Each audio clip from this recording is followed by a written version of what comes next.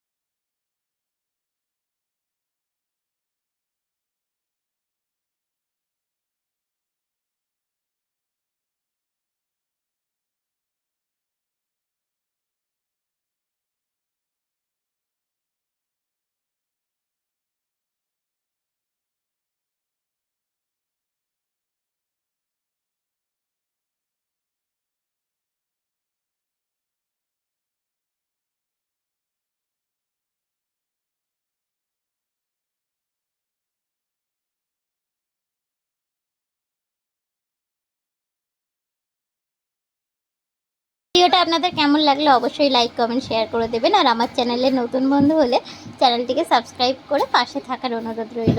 ভালো থাকবেন, সুস্থ থাকবেন। পরবর্তীতে আবার দেখা হবে নতুন কোনো রেসিপি নিয়ে। আর এর মধ্যে যদি কোনো রেসিপি পেতে আপনাদের ইচ্ছা হয় তাহলে অবশ্যই কমেন্ট বক্সে জানাবেন। ওকে, বাই বাই, টাটা।